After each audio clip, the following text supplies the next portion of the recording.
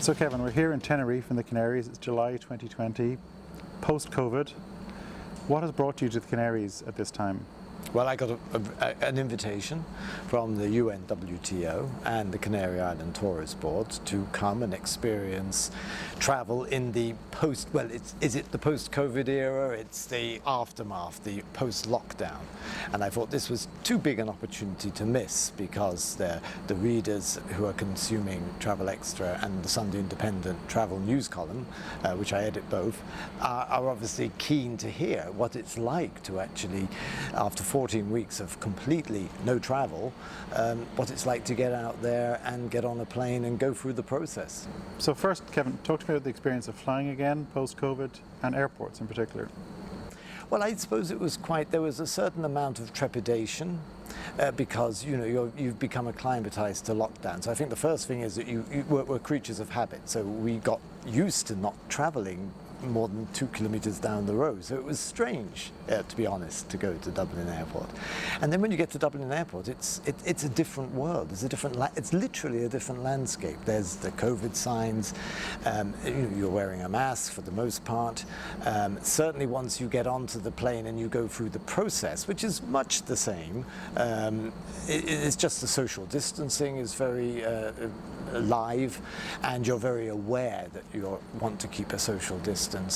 And then when you get onto the plane, everything's quite quiet. There's an eerie sort of quiet about Dublin Airport. Now that's changing by the day as more people start to return to travel.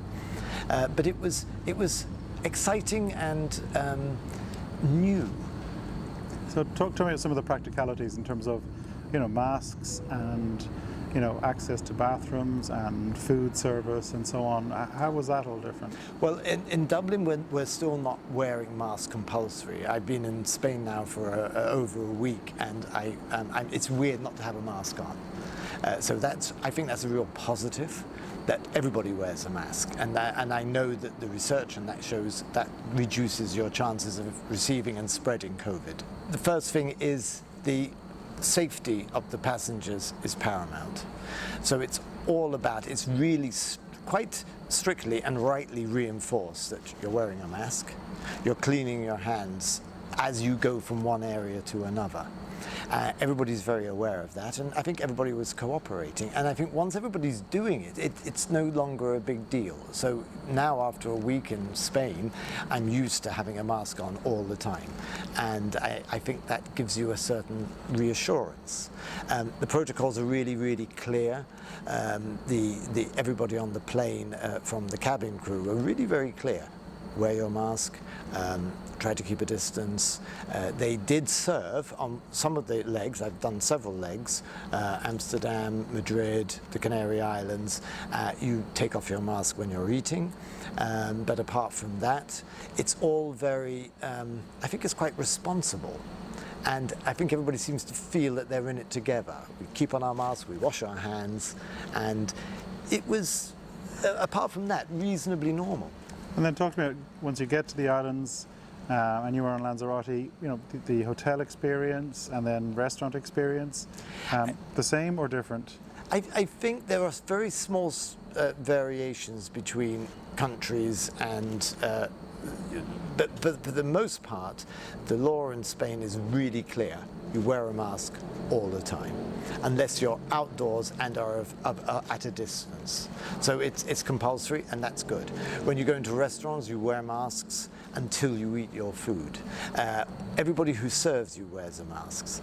Everybody is continually cleaning their hands, and you have lots of opportunities to do that. And then talk to me about, obviously, this is now July 2020. There are less people travelling, so social distancing is easier. Yes. And did you notice that in terms of less people on the aircraft, less people in airports and in resort, or? Well, it changed. Some of the planes were quite full, so you actually did sit next to someone, which sort of surprised me. So I think there are variations. There are anomalies. And is that because mainland Europe has been open since mid-June and Ireland is only starting to open? Do you think that's the difference, that mainland Europe is used to travelling again already? but I didn't quite understand why you have social distancing in the airport so you don't sit next to each other, but on the plane you end up sitting. And on certain planes, I ended up sitting next to someone. So there are anomalies. And how did that make you feel now that you've done it a few times? I think it is. I think it's quite stressful. I do feel that there is a certain sort of, you're always aware that you're in a new environment. It's the first time I've been, flying internationally and nationally and between the islands. So there's been a lot of travel. And I suppose, all the time, everybody is really careful. The tour guides, the cabin crew, the people who are driving the buses, even going in, even tonight when I was in the duty free, I was told off for just slipping off my mask for some reason. I dropped it. So you do get a bit casual. I dropped the mask and there was a wag of a finger and the mask came straight up. And what about when you arrived on that validation flight from Madrid with the UNWTO?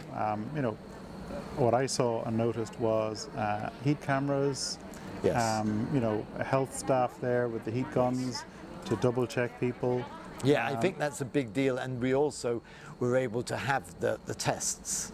So I was swabbed and I had the nose, which is not particularly pleasant. And does that reassure you, seeing that airports have those facilities? I think so. I think so. I think yes. Yes. I think people are it's still early days, so there are different protocols and there's different levels of application of the law, if you like. There are little variations. Some people are very strict, and certain areas you go into, you have to adhere. Some are a little bit more relaxed, but overall, I think because everybody in Spain has bought into this. Wash your hands, wear your mask, keep your distance. You just get into it's like children. You just get habituated to it. And do you think the worst part of this new world is the airport and flying experience, and then once you're on the island you can still have an actual holiday? Yes, I did find personally that you're more on your mettle when you're in the cabin, and you're much closer because you've suddenly become habituated to distance, and suddenly you're all together.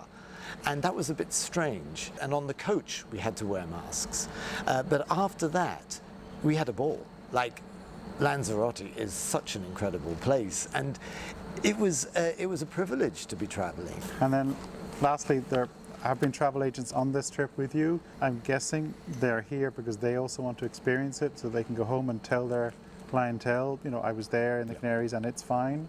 There are protocols and it's well managed. Do you think that's something that's relevant to your readers? They want to know, or do you think they're going to wait to travel next year? Well, I wasn't expecting to travel until after Christmas, and I think it's part of the lockdown mentality.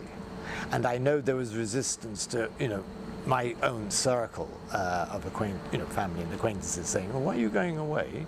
And I think once you've overcome that, because we're habituated to being locked down, once you overcome that, you actually step in the bus or the taxi and arrive at Dublin Airport, you're on your journey. And once we were on the journey, it was an adventure.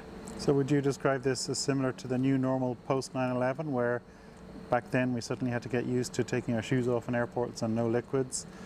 This now, mask wearing, in all indoor circumstances will become the norm? I suppose it's more, the 9/11 was this rather remote threat that you could be blown out of the air. Here it's much more real that, the person next to you, this could actually happen to you. And I think that the reality of that is very clear. And I think, that is something that I experience. So you do take it responsibility, and you do feel, if you do take off your mask, that you're not really, playing the game, if you like. So I think it's more immediate. And the impact also, I think it was really interesting going to Spain and seeing how a different country is dealing with it and taking it so seriously, because they've had difficulties here. So Kevin, now that you've travelled again, a number of different airlines, airports, does it give you confidence to travel again?